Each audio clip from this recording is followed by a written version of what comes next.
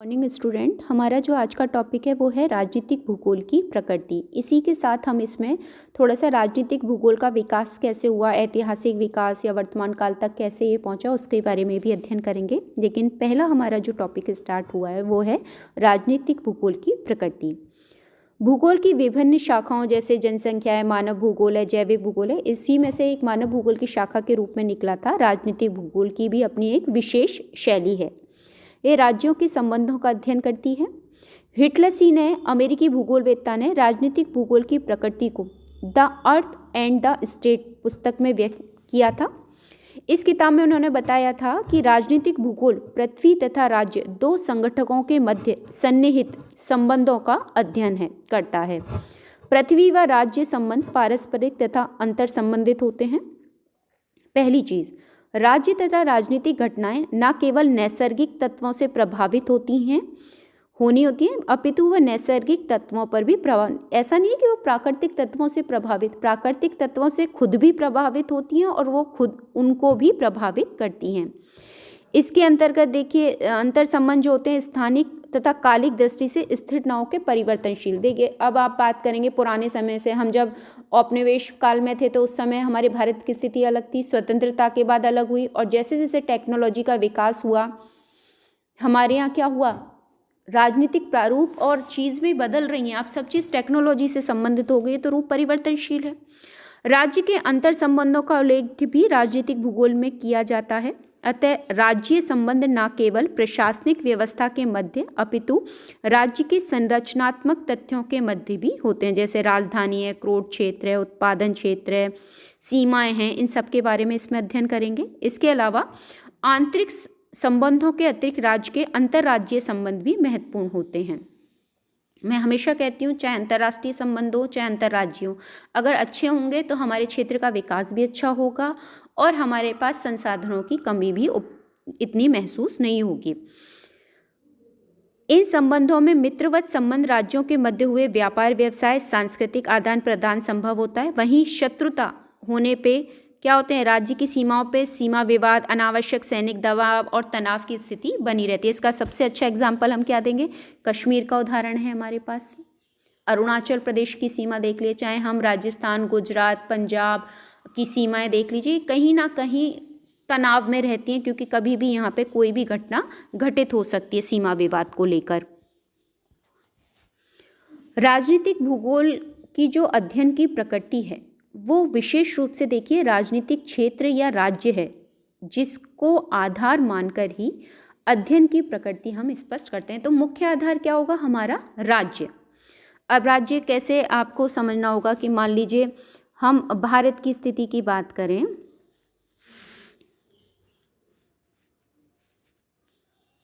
ठीक है,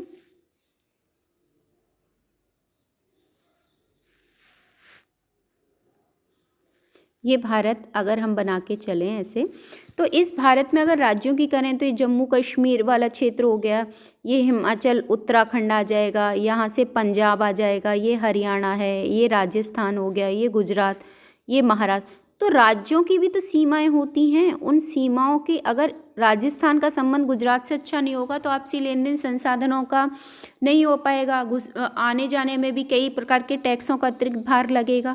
तो हमें ना केवल हमारे अंतर्राज्यीय संबंध, ये राज्यों के संबंध, और दूसरा ये अंतर, जैसे यहाँ पाकिस्तान है तो यहाँ से सीमा विवाद रहेगा, तो हमें हर तरीके के जो अध्ययन है, ना केवल आंतरिक बल्कि बाह्य अध्ययन भी हमें इसमें सम्मिलित राज्य से लेके करने पड़ेंगे। आधुनिक समय में आर्थिक संबंध की पृष्ठभूमि राज्य की प्रकृति बनती जा रही है, क्योंकि मैंने पहले ही कहा, अगर हमारे देश की आर्थिक स्तर अच्छा है तो हम पूरे विश्व में अपना एक सुदृढ़ पक्ष रख सकते हैं। लेकिन जब हम आर्थिक रूप से कमज़ोर होंगे, हम दूसरे से पैसा लेने के लिए उतावले रहेंगे, या हमें हर वक्त क्या चाहिए, फंड चाहिएगा, तो हर राष्ट्र सोचेगा कि इसके पास तो कुछ है ही नहीं, तो वो क्या करेंगे, वो पैसे देंगे भी, लेकिन वो किस आधार पे देंगे, हमारे यहाँ के संसाधनों का वो हिस्सेदारी लेंगे, अपने निवेश यहाँ ज़्यादा से ज़्यादा करेंगे, तो उसमें क्या लॉस होगा, हमारा होगा। हम ऐसे ही तो उपनिवेश के शिकार हुए थे।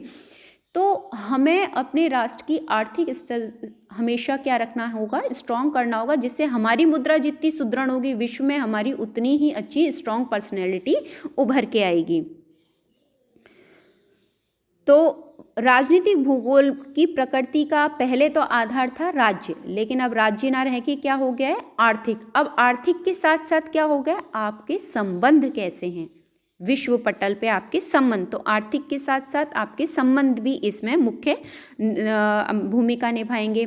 जैसे देखिए अभी इस सबसे अच्छा उदाहरण देते हैं कि हम यूएनओ के मध्य एक मत प्रणाली अपनाई गई थी कि भारत के पक्ष में वोट डालने थे, और उसमें भारत को 192 में से 182 या 183 वोट्स इंडिया ने कलेक्ट किए थे। किस वजह से, जो पीएम मोदी थे वो जगह जगह विदेश यात्रा करके उन्होंने अपनी बातें रखी और अपना पक्ष मजबूत रखा, और आज विश्व स्तर पर भारत अपनी एक सुदृढ़ स्थिति में आ चुका है। तो कहीं ना कहीं हमें ना केवल अपने राज्य स्तर पर, राष्ट्रीय अंतर्राष्ट्रीय स्तर पर भी अपनी स्थिति को सुदृढ़ करना होगा, जिसके प्रयास वर्तमान में जारी हैं। राजनीतिक भूगोल राजनीतिक दृष्टिकोण से संगठित क्षेत्रों अथवा राज्यों का भौगोलिक पृष्ठभूमि के संदर्भ में अध्ययन करते हैं। अगला है विश्वव्यापी दृष्टिकोण क्या है। अगर हम प्रकृति को विश्व स्तर पर सोचें, विश्वव्यापी दृष्टिकोण पे देखें, तो प्रत्येक राज्य अपने आप में कम से कम सैद्धांतिक रूप में सार्वभौमिक है, फिर भी वास्तविकता में अंतर्निर्भरता लिए हुए। ऐसा नहीं है कि सब अलग अलग हैं, कहीं ना कहीं सब आपस में एक दूसरे से जुड़े हुए हैं, लेकिन जुड़े होने के साथ साथ में अपने आप में भी अपनी एक विशेषता रखते हैं। राजनीतिक भूगोल के अध्ययन की दृष्टि से राज्य के आंतरिक संबंध महत्वपूर्ण हैं। उसी प्रकार अन्य राज्यों से संबंध भी उतने ही महत्वपूर्ण है, क्योंकि राज्यों की अंतर्निर्भरता राज्यों का महत्वपूर्ण अंग है।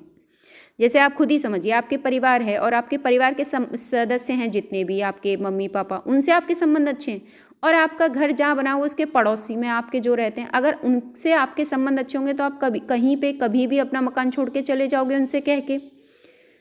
अगर बच्चे भी घर में, उनसे कह के ध्यान रखना करें। लेकिन वहीं उल्टा सोच के देखिए कि आपके पड़ोसी से संबंध अच्छे नहीं है, तो सारे दिन आपकी छोटी छोटी बातों पे लड़ाई रहेगी, आप मानसिक कलेश में रहोगे, सोचोगे हम कहाँ फंस गए, या वो भी परेशान रहेंगे। तो एक मानसिक जो हमें असंतुष्टि होती है वो परेशानी रहेगी, सुरक्षा की भावना भी नहीं रहेगी, लड़ाई की चिंता भी सताएगी। तो वही स्थिति आप बड़े स्तर पे सोचिए, क्योंकि अगर आप अपने घर के लिए इतने पॉजिटिव हैं तो विश्व स्तर पे भी आप सोचिए कि जब भारत है तो सीमाओं का विवाद रहेगा, तो कितनी परेशानियां होंगी, और कहीं ना कहीं उन परेशानियों से हम भी प्रभावित होंगे। राजनीतिक भूगोल के अध्ययन की दृष्टि से राज्य के आंतरिक संबंध महत्वपूर्ण हैं। ठीक है, तो राजनीतिक भूगोल की प्रकृति राज्यों के विश्वव्यापी दृष्टिकोण को अपने में समाहित रखती है।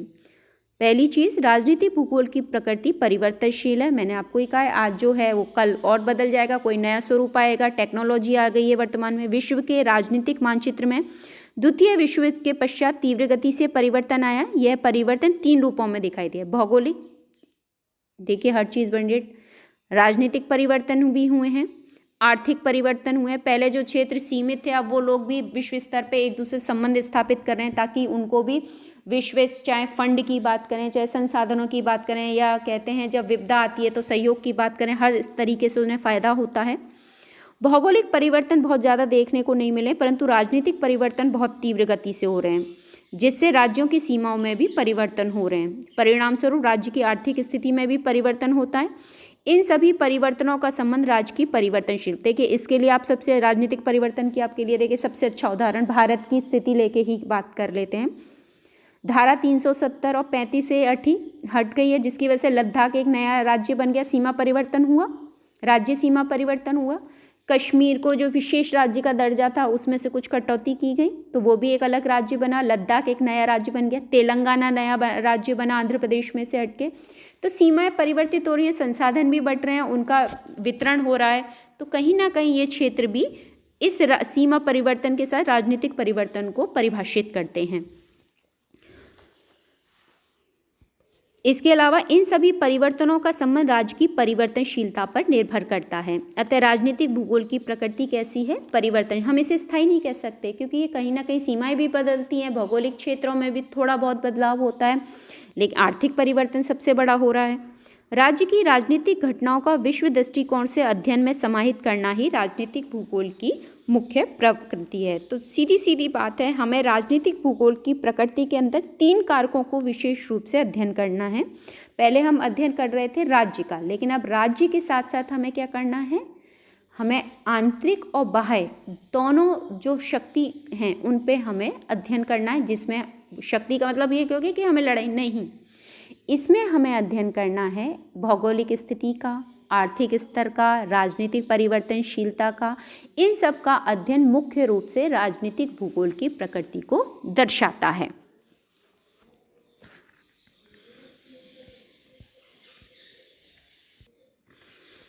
इसमें अगला टॉपिक है हमारा राजनीतिक भूगोल का विकास। प्रारंभिक काल शुरुआत से ही बात करें तो राजनीतिक भूगोल का विकास क्रम में विभिन्नता आती रही है। समय समय पे परिवर्तन होगा तो विभिन्नता आएगी, जिसके आधार पे हम इसे 5 भागों में बांट सकते हैं। शास्त्रीय काल, 18वीं तथा 19वीं शताब्दी का, 20वीं शताब्दी प्रथम विश्व युद्ध तक का काल, 20वीं शताब्दी 2 विश्व युद्धों के मध्य का काल और 20वीं शताब्दी द्वितीय विश्व युद्ध के पश्चात का काल। तो ये राजनीतिक भूगोल का विकास रहा। और वर्तमान काल तक की बात करें तो 20वीं शताब्दी में अब हम 21वीं में प्रवेश कर रहे हैं, 21वीं शताब्दी चलिए तो वर्तमान काल भी इसमें समाहित किया जाएगा। तो अगला जो हमारा टॉपिक होगा वो इसी से रिलेटेड होगा, राजनीतिक भूगोल का विकास।